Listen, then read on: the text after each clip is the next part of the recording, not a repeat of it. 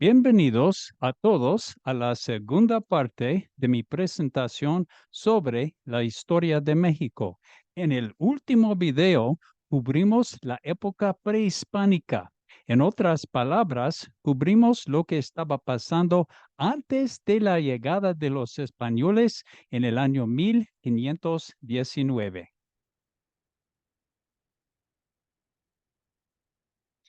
Hoy empezamos con la llegada de los conquistadores europeos y especialmente con Hernán Cortés y la conquista de los aztecas. Hernán Cortés llegó con unos 600 de sus hombres que partieron de Cuba a México en la primavera de 1519. Es una historia seriamente compleja y una saga épica, pero 2 años y medio después, el 13 de agosto de 1521, los españoles y sus aliados indígenas conquistaron a los aztecas.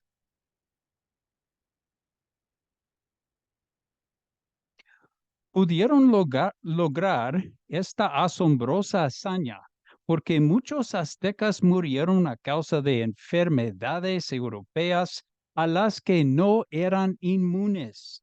Alianzas que los españoles habían hecho con tribus en el área que despreciaban a los aztecas, sus armas superiores, incluyendo caballos, pistolas, cañones y perros de guerra, buena estrategia, suerte a veces, y el hecho de que los aztecas no mataban a sus enemigos, sino que buscaban herirlos para que pudieran ser transportados y sacrificados a los dioses. El problema fue que los españoles heridos escaparon de la batalla, se recuperaron y regresaron a la batalla otro día. Al principio, muchas tribus que habían llegado a despreciar a los aztecas celebraron la victoria de los españoles sobre los aztecas, pero, o incluso trajeron regalos a los españoles para mostrar su agradecimiento. Pero, sin embargo, no pasó mucho tiempo, esa celebración se convirtió en miedo cuando estas mismas tribus se convirtieron en objetivos para la conquista de los españoles. Entonces, esto nos lleva al capítulo 2 de la historia de México, llamado la Era de la Nueva España, que abarca desde 1521 hasta el año 1821. Una vez que los aztecas fueron conquistados en el año 1521, España gobernó México y extensos territorios más allá de México hasta 1821, cuando México obtuvo su independencia de España. En 1535, esta zona se conoce más formalmente como el Virreinato de la Nueva España. Por no decir más, Nueva España, como ustedes pueden ver en esta imagen, era absolutamente enorme. En su mayor extensión, se extendía desde Panamá hasta partes de la actual Alaska. Nueva España fue gobernado localmente por un virrey en la Ciudad de México que obtuvo su autoridad y le reportó al rey de España, así como al Consejo de Indias. Como pueden ver en esta imagen, había varias dinastías que gobernaban durante esta época. Primero los Habsburgo y luego los Borbones. El carácter general del dominio de los Habsburgo sobre la Nueva España puede contrastarse con el carácter general de los Borbones. Así es como el historiador Alan Knight describe el gobierno de los Habsburgo. La administración colonial de los Habsburgo era, como sugiere el estereotipo familiar, una fachada legal chirriante que incluía pagos en efectivo ilegales. De hecho, el lubricante de la corrupción, sobornos y ventas de cargos era esencial para la máquina no se paralizara. La corrupción era, en este sentido, parte integral del sistema. El mismo autor describe así el paso de los Habsburgo a los Borbones. La corona emergió de su rancio crisálida de los Habsburgo y tomó vuelo en su nueva forma borbónica más extravagante. La metrópolis ahora impuso un régimen más completo, codicioso y centralizado sobre su colonia abandonada.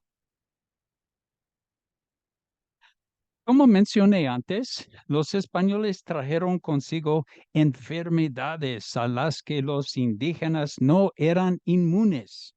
Esto resultó en una enorme cantidad de enfermedades y muertes. De hecho, en los primeros 100 años de la ocupación española de esta zona, la población se redujo de más de 20 millones de personas a alrededor de solo 2 millones. México, de hecho, no volvería a alcanzar una población de 20 millones de personas hasta el año 1940. Esto a veces se conoce como la Gran Muerte o como Ameripox. Este fue un momento de la historia en el que los orígenes de la enfermedad en general no se entendían bien. Por eso, los españoles interpretaron esta epidemia como una intervención divina para ellos. Los indios, en cambio, se sentían como abandonados por sus dioses. Los españoles originalmente no trajeron muchas mujeres con ellos.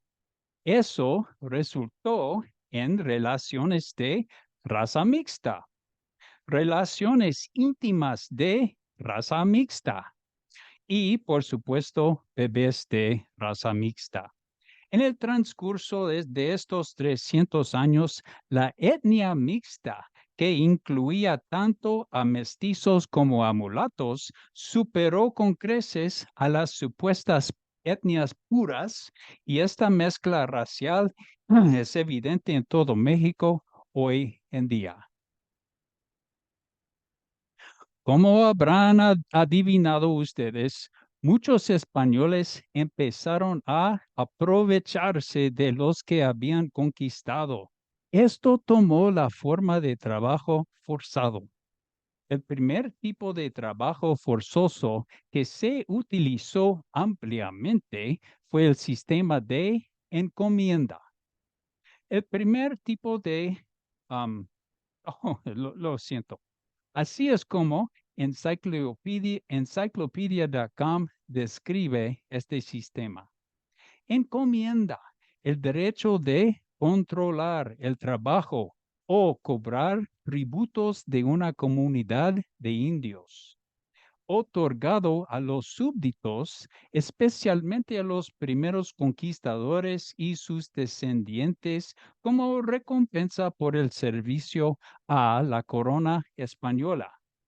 A diferencia de la versión peninsular española de la encomienda, la concesión en el Nuevo Mundo no otorgaba al concesionario o encomendero derecho legal a la propiedad de la tierra.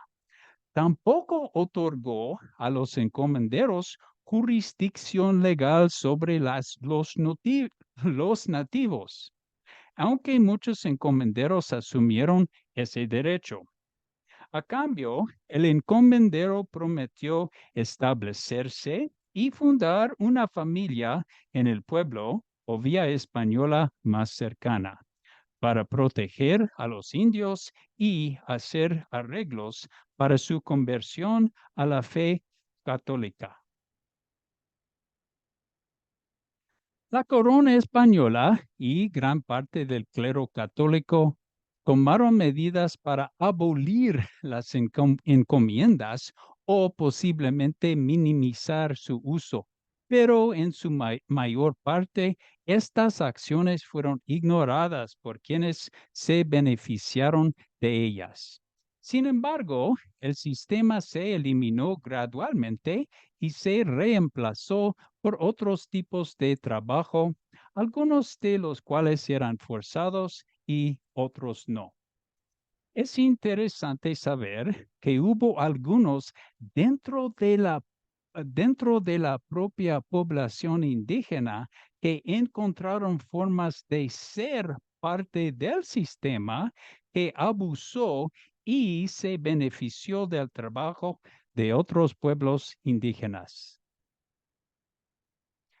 A mediados o finales del año 1700, la madre patria europea de España instituyó las reformas borbónicas. Estas fueron una serie de políticas y mandatos que creo que pueden compararse fácilmente con la serie de reformas y leyes instituidas por los británicos sobre sus colonias americanos, nosotros en el siglo XVIII, que con razón resultó en la Revolución Americana y la independencia americana. Básicamente sucedió lo mismo en la Nueva España, que resultó en que México obtuviera su independencia de España en 1821. Aquí está lo que pasó con estas reformas. Primero, la patria de España aprieta seriamente su dominio y control sobre la Nueva España. Luego, los lugareños de la Nueva España comprensiblemente se vuelven resentidos. Finalmente, comienzan a surgir ideas de autonomía local, quizás independencia.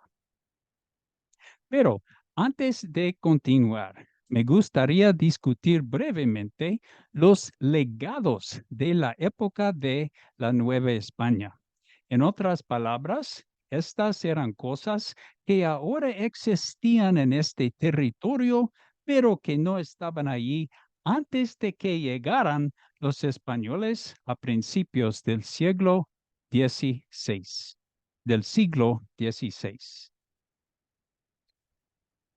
Con la introducción de los arados agrícolas en la Nueva España, este dispositivo ayudar a aumentar la producción de alimentos. Am, ups, perdóname. Los españoles trajeron consigo varios animales. Algunos de estos eran bestias de carga y otros eran fuentes de alimento. Estos animales incluidos caballos, gallinas, cerdos, burros, ovejas y vacas. Y por supuesto, la religión. Los españoles pusieron gran énfasis en convertir a los indígenas al cristianismo. Muchas veces, sin embargo, los indígenas simplemente combinaron sus propios dioses y sus propias creencias religiosas para fusionarse con el cristianismo. El idioma español, por supuesto, fue introducido en la Nueva España. Se hicieron esfuerzos para enseñar español a los indígenas. A veces, sin embargo, esto resultó contraproducente para los españoles. Muchos de los indígenas no podían comunicarse bien entre sí porque ellos mismos hablaban hablaban idiomas diferentes. Pero una vez que aprendieron español, tenían una lengua en común y podían entonces, si querían, conspirar más fácilmente contra los españoles. Iglesias en estos 300 años se construyeron alrededor de 12,000 iglesias y 21 misiones en el actual estado de California.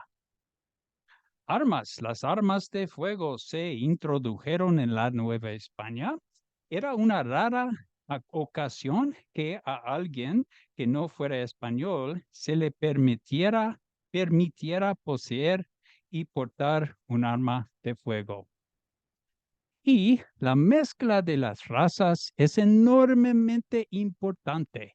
De hecho, a más del 60% de la población de México hoy es mestiza. La mezcla de diferentes culturas era inevitable. Esta combinación en varias formas se puede ver en su arte, su música, la arquitectura, etcétera. La rueda. Los españoles trajeron consigo la importantísima rueda.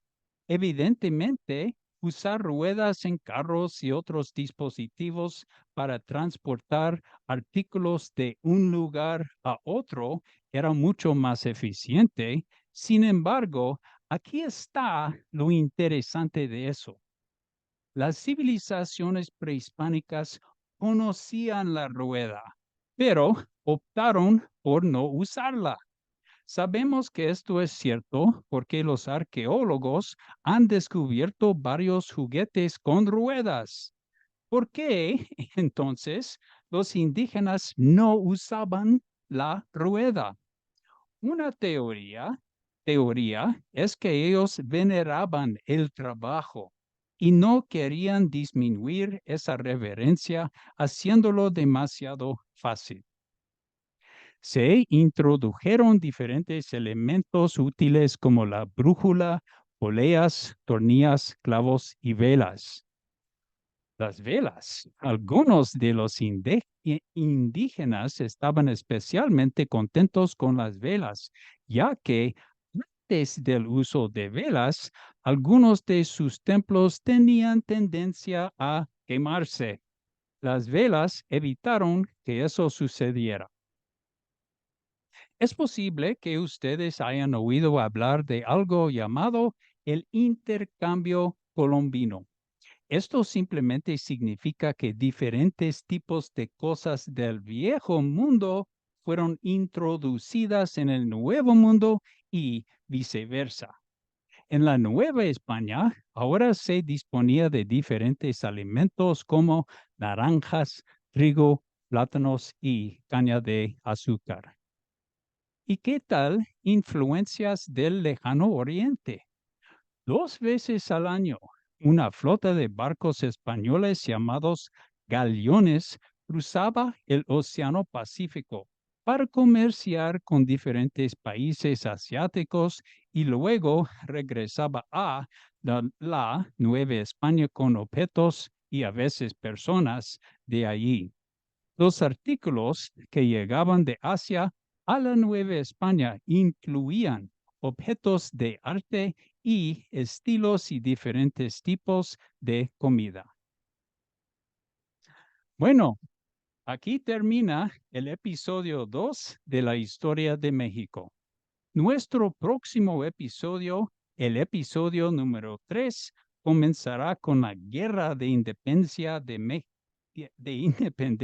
México, que de hecho resultó en la independencia de México de España en el año 1821.